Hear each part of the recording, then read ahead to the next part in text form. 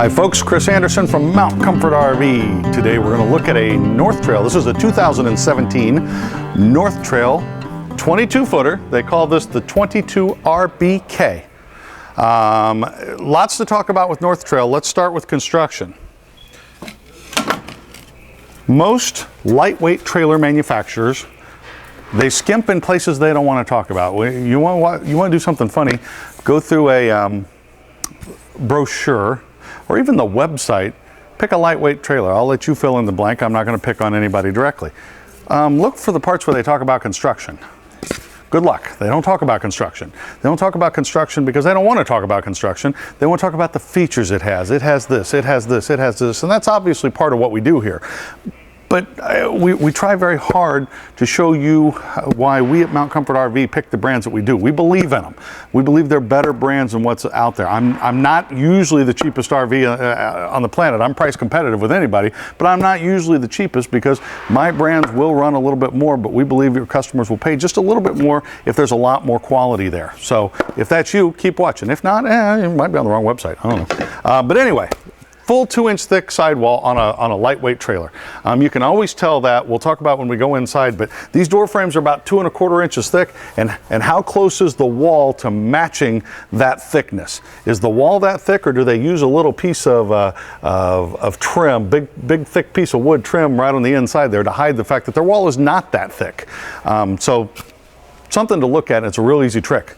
Something else we like to talk about are laminated floors. Now, there's nothing wrong with a laminated floor if they use something pretty thick and substantial on top of it. As you can see, they use the Weyerhaeuser structure wood right on top of it there, and that's a nice thick piece.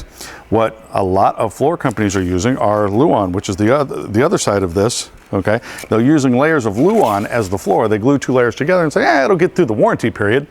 Yeah, it probably will, but you can tell when you walk into one. Walk on a North Trail floor, walk on another competitor's lightweight floor, you will see the difference. Okay, this isn't salesmanship. I like to show people why it's different. You walk in and do a little bit of that, you'll feel the difference underneath your feet. Who wants a trailer with a soft floor? I mean, that's a big issue, and it's a huge repair if you have to have it done. So we talked about the sidewalls, we've talked about the floor, or the roof, okay? This is a fully trussed walkable roof, and it's thick. It's full of foam.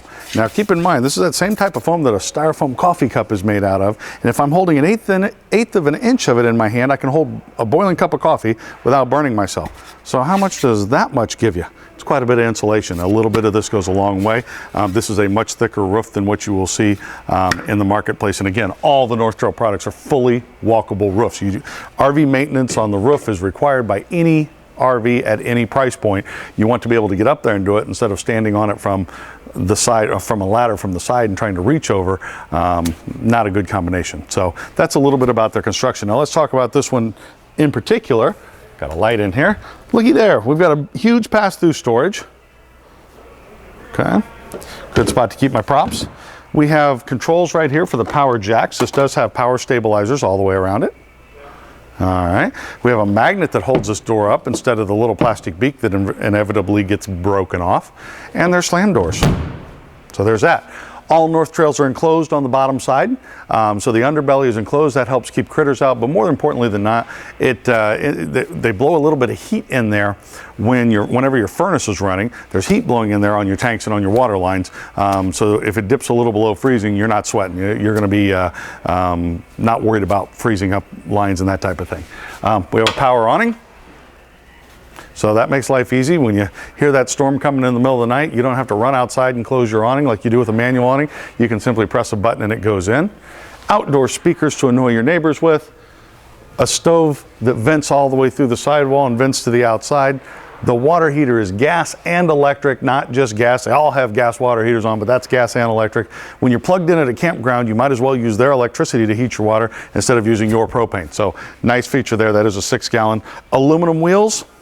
This is a spread axle camper, which takes some tongue weight off for you, makes it pull better going down the road because it just spreads out the weight. The better you can distribute the weight, the better a camper is going to pull. This camper weighs in at around 5,100 pounds, so a lot of mid-size SUVs on up can tow this. So you don't have to have a huge behemoth of a truck to do that. We do have an outside kitchen. Actually, nice size refrigerator here. A lot of times they have that little bitty one in there, but that's a decent sized fridge. Got a plug in out here and a cable hookup out here if you want to hook a little TV out here. Got a little table to set it on, or prep table, however you want to look at it. Normally this does come with a door as well. We're kind of setting up for an RV show right now, and the door was going to be a head knocker, so we took it out of the equation. So aluminum wheels, gorgeous. They dissipate heat, they don't rust, and they look good. That's a win. I know what we really want to see is the inside of this camper. Nice small one here. Come on, let's go inside. Here's a better shot of what I was talking about with the wall construction and how you can tell a 2-inch sidewall from 1.5 inches or even an inch. If they just use a little piece of a very thin trim right here, you can tell that that's a full 2-inch sidewall because that's basically as thick as the door, or as thick as the door frame. If they used a big thick piece of trim, they're hiding the fact that their wall is thin. So that's something you want to avoid, in my opinion. This camper might weigh 200-300 pounds more than some of its competition out there, but when that 200 or 300 pounds is in the floor, walls, and ceiling, I think it's worth it. So there's my 2 cents. Let's talk about this floor plan. We have a mid-kitchen, double sink, pull-down sink sprayer. Okay. And keep in mind, we're a 22-foot camper here, so nothing is going to be huge in a camper like this, but they did leave you some spots in 3 different places for some countertop, and they put the undermount stove in it. With the undermount stove, you flip up like this to use it. You have 3 burners, of course. Flip it back down. If you're not using your stove, it doubles as countertop space. Did a nice backsplash this year in the North Trail product. You have an oven and a microwave, both. They didn't make you choose between them. Okay, 6 cubic foot gas electric refrigerator from Dinette. There we go.